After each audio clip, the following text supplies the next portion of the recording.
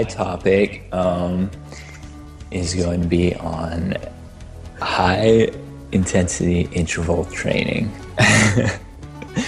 So I think this would help with the stamina fruit in Skyward Sword. This is exactly what happened. That's exactly what I've been thinking about this for the past couple of days. How does Link have the endurance to do all this?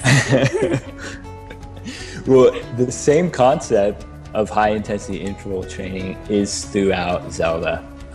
Particularly his horse uses it. Because high intensity interval training is when you do short bursts of very intense exercise, and then you do a long period of less intense activity followed by short bursts. And why it's great and why I'm talking about it is because it can basically, you can get the adaptions and the benefits of doing long cardio in the short period of time. Like 10 minutes is what I always use for my high intensity interval training. A good example is the horse, because you have the carrots, if I remember correctly. Yes. And you're just going at it.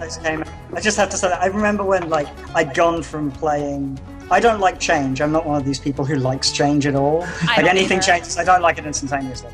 And so they were changing Zelda from a top-down perspective to this third-person perspective. So already I wasn't going to like it. To testament how good a game was, because I loved it almost instantaneously. And the carrots, I was like, oh, that's so cool. click, click, click, click, click, click, and then it's shot. Yeah. Sorry, yes, you were saying. Yeah. No, it was great, yeah. And then you're just sprinting on the horse, and then he just runs out, and you have to walk. And you're like, ah. But it's funny because it parallels to real life, and that is, in my opinion, and there's other opinions out there, but that's the optimal way to do cardio training, to get all the benefits in 10 minutes, like just a quarter of the time. Similarly to Epona, on Skyward Sword, it's the first. You've been able to run in all of the Zelda games, but in Skyward Sword, you can hold the A button down, and instead of running, Link will start sprinting, but you have about 7 to 10 seconds before he runs out of breath, unless you can make your way to some weird magical plant that just happens to be located everywhere. That happens to be located within 7 seconds of Link sprinting. Basically, it's Link's doing steroids, right? He's just getting EpiPens along the way and just stabbing it. And it's like, just pump me up. I gotta kill this guy, and then I'll sleep it off tomorrow. You know, and so give us some examples of training that you do, or exercises that you do. Okay, with the high intensity interval training. Okay, what I like doing is, some people call it bursting.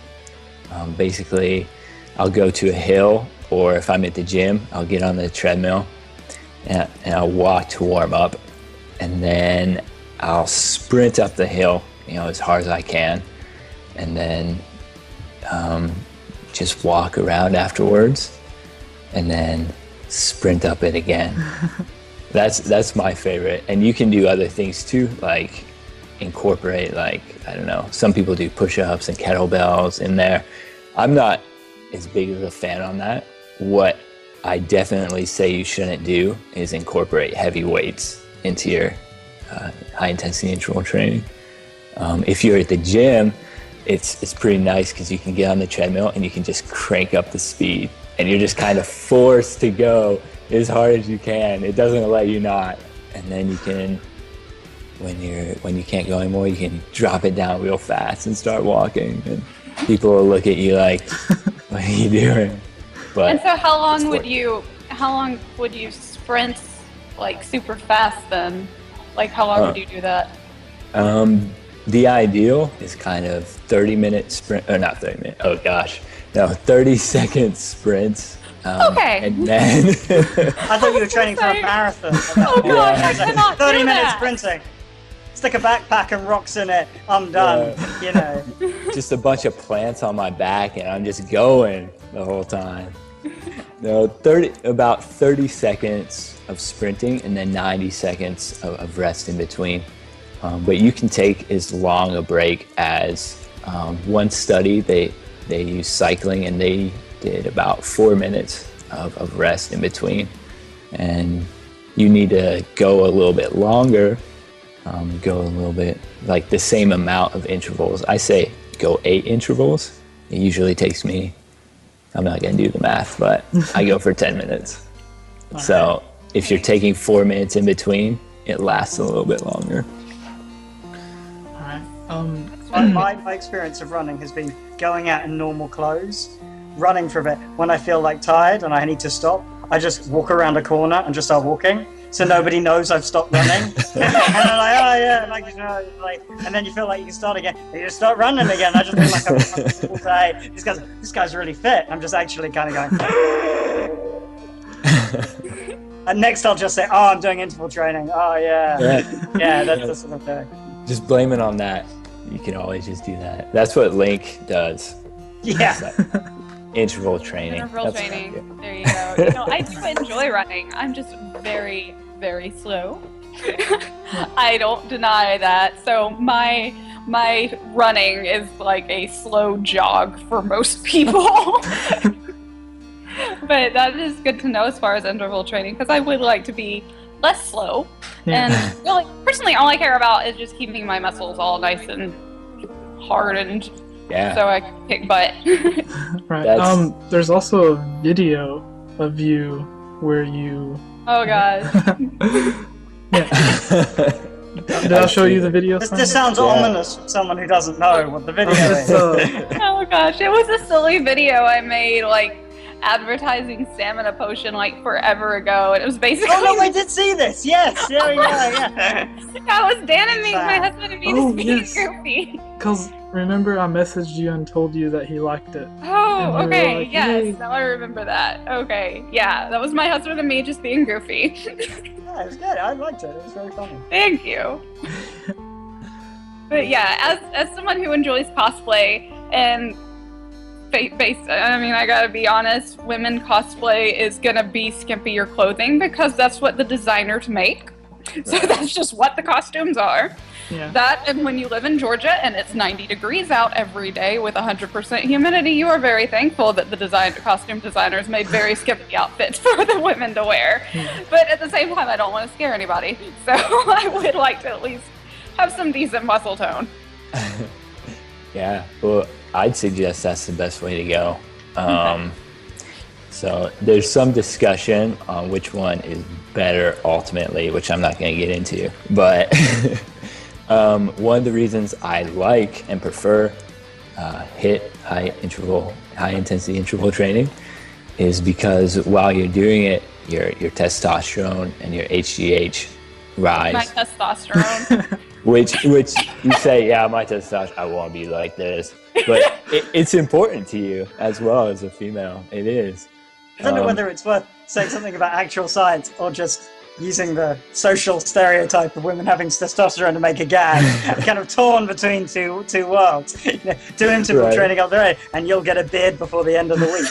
Right. You'll beat your adolescent child to the beard.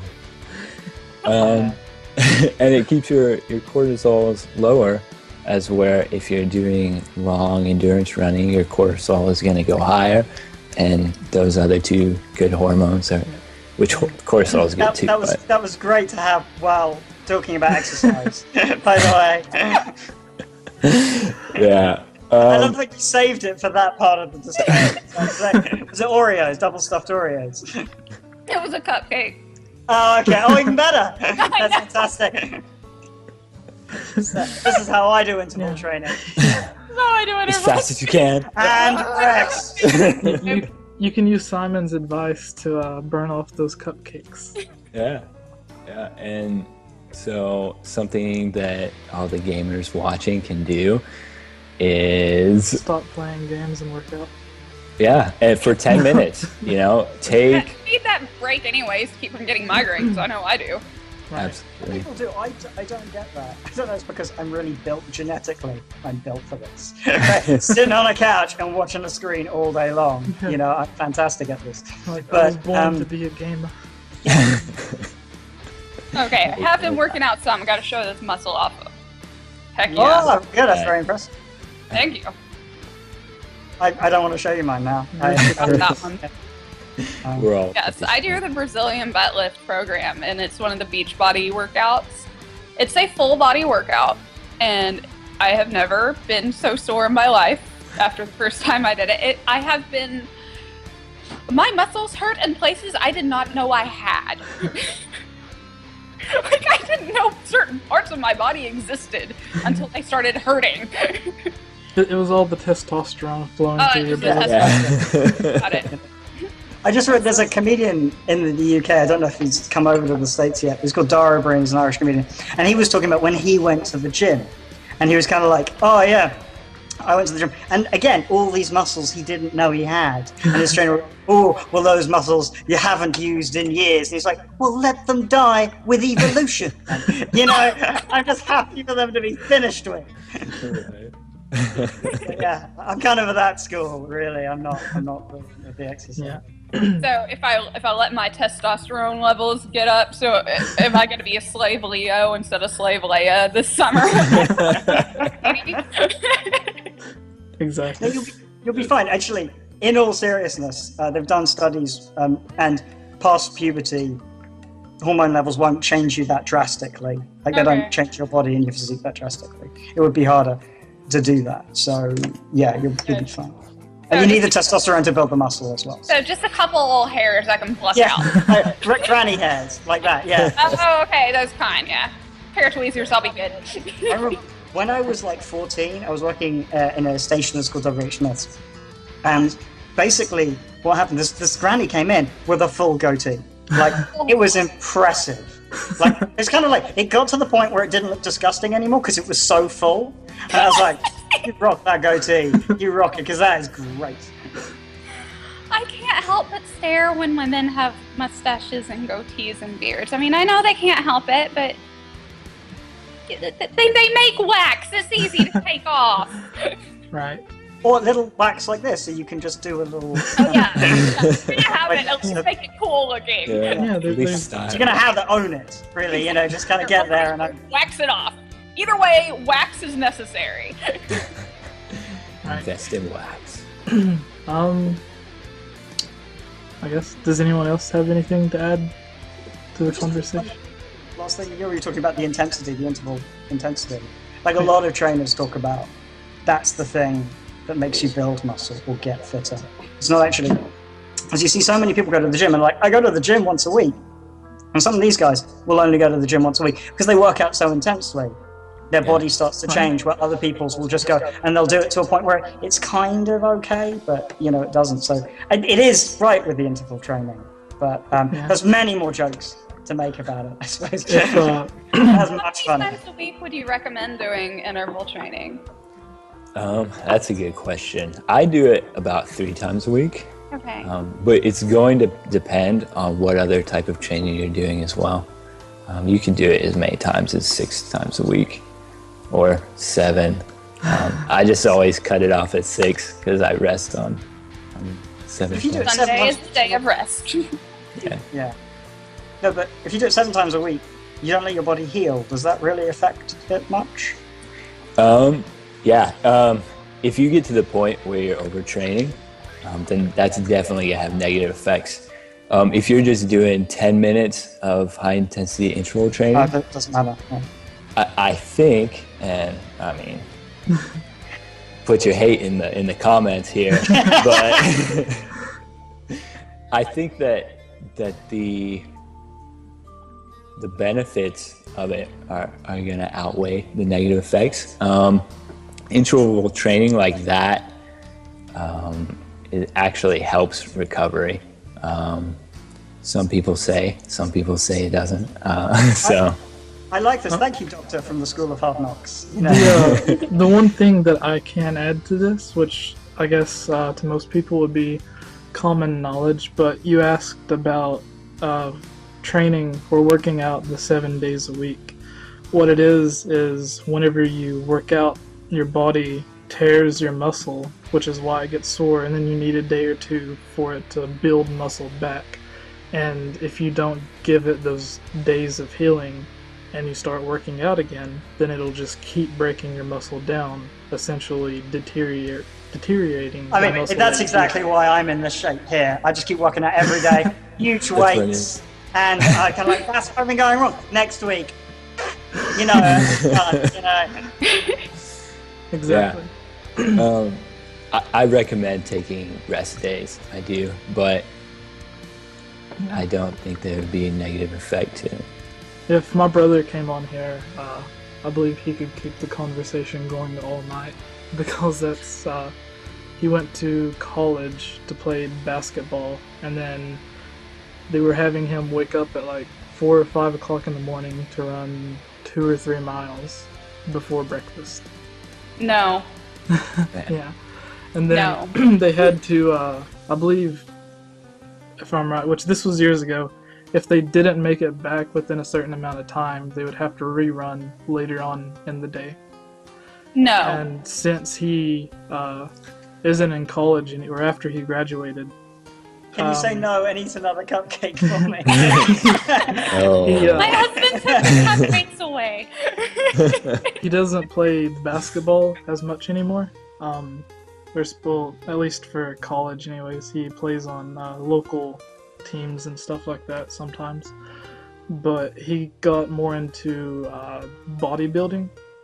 So he went from looking like a normal basketball athlete to like a semi-professional 6'3" or 6'5", 250-pound all-muscle behemoth. So I'm sure he would have a lot to add to the conversation, which who knows, I could get him on one day. I didn't know this until very recently with the amount of YouTube videos I watch, because I work at home. So I procrastinate all day long, get to 11 o'clock and go, oh shit, I haven't done any work today. But no, what was really interesting, I didn't know that humans are made for running, but they're made for long distance running. I thought that was quite fascinating. They were talking about it in an evolutionary standpoint, that like a gazelle can sprint really fast, but it can only sprint for a certain amount of time. So what hunters used to do is they get a spear and just keep running, right? So this deer is going, or this gazelle's doing like this, and this guy's running, and then the guy's like, oh god, keep going, oh my god, and it waits until it gets really tired, and then just kills it. And I just thought, so the idea of us doing marathons isn't, although the marathon's seen as physically unhealthy, it's not actually that strange, that long distance running. Right. It's 15 minutes after the start of the sprinting, you'll finally catch up to your dinner. Yeah, that's right. Well, it reminded me of a friend of mine who had a martial arts class, and everybody's like doing self-defense there. And it was a very similar thing to the sensei. And just like, how do we defend ourselves? It's like, what you do is you do a lot of cardio, you keep yourself pretty fit, right? And the guy wants to mug you, right? You run away, but run away slowly, right? So you can keep up. And so you keep running away, looking over your shoulder, keep running away, looking over your shoulder. When it looks like he's getting tired, you stop, and then you beat the crap out of him. And that's how you win in a fight. And that was his legitimate class on how to do karate. As you can see, I went to this class. I feel like I was like, when the fan film of the Power Rangers came out, you know, like I watched old episodes of the Power Rangers going, were they any good? And they're all on YouTube. Oh my god. I liked some crap when I was a child. I mean, just how they always speak as if they're in a kind of music video. Something interesting about the old Power Rangers, I don't know if they do it with the new ones, but I believe they were originally shot in Japan, and whenever they brought the video over to America to re-record the English version, every scene that you see with all of the Power Rangers in the helmet are still the original Japanese actors, and it's only the scenes where they're not completely in the uniform. That's actually... wow. I did not know that. That way they wouldn't have to reshoot all the scenes with the monsters and get all of the suits and the stunt actors and everything. Let's face it, those scenes were not expensive. They were not hard to reshoot. Yeah, they get plastic $2 toys and do close-ups. Yeah. The one thing I really loved as a child, though, with this, is the toys looked exactly like they did in the movie, and it was the only franchise that really got that. It's like, well, we can save money, what should we... Yeah. I still love the fact that it's literally a guy in cardboard boxes, fighting, and that they built this mini set of the city. And even as kids in primary school were like, they destroyed more of the city than they saved. Like it was just like this. It felt like the Man of Steel when you saw that. It's just like, what makes Metropolis not New York? Oh yeah, it's clearly the size of it because Manhattan would have been leveled 5 minutes into that action sequence. And I was just All right. I guess that's not on cardio. I'm very sorry. No, it's fine. We've gotten a little off topic on all of the main topics, so it's fine. What makes them interesting? Yeah, exactly. It's a conversational podcast. And there were people running away in terror, so it's kind of the same. Yeah. Hold on a second. And are the Power Rangers really heroes if they really don't help anybody? I mean, that's a question for another topic. Glorious. I actually really love the fact that when he was talking about the new film that came out, it really came across that he loved being a Power Ranger. Yeah. And he worked in the franchise for so many years. He did. He was with it longer than I think anybody else, wasn't he? Yeah. But it was like 4 different iterations, maybe more, of the Power Rangers. Yeah, funny thing, you're talking about the White Ranger? He was the Green Ranger, the White Ranger. Funny story about him. Do you remember, I don't know if any of you watched WWE, what's his name? I've seen the Daily Show bit. That's because I watched the Daily Show, so I tuned in for. There was a popular wrestler that quit, but I can't think of his name. This would be so much more interesting if I could think of his name. But anyways, he quit.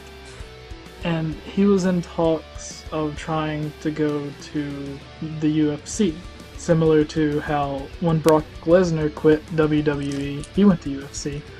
And this guy wanted to do the same thing, but I believe he couldn't get in because nobody believed he was actually fit enough to fight.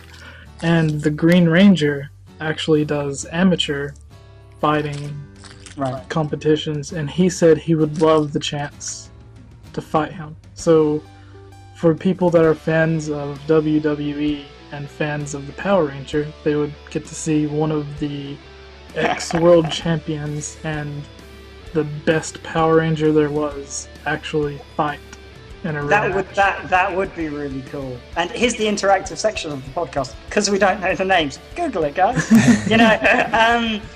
That would be cool. But I have a lot of. It's not like it is like in UFC and stuff like that. Not to say they can't have both skills. They're fucking hardcore. Like they get hit hard. And I love this. Hugh Jackman tells a story about when he went there, and then the wrestler goes, "Hit me. If you do not hit me in the face as hard as you can, those guys will boo." And so he hits him in the face as hard as he can. Hits him in the shoulder, ends up sliding up into his jaw and fracturing the guy's jaw. And he's like, afterwards, he's like, "Oh, dude, I'm so sorry." And this guy's like, "Are you crazy? I loved it." And it's just like, that's the kind of mentality these guys have. Right. They're pretty hardcore guys. But I just looked it up, and the wrestler was CM Punk. Right. If you guys know who he is. I have no idea who that is. Right. I've only caught wrestling recently because, I don't know if you guys watched The Daily Show, but when Jon Stewart said he was retiring, Seth Rollins was on there going, "I could take over The Daily Show." and I don't know if it's because Jon Stewart watches wrestling or because he's just seen it. But he's like, "I challenge you to a fight." And they did this whole kind of couple of weeks thing where Jon Stewart actually ended up on wrestling, cheating his way through the fight and running away like a big cat. It was a very funny episode.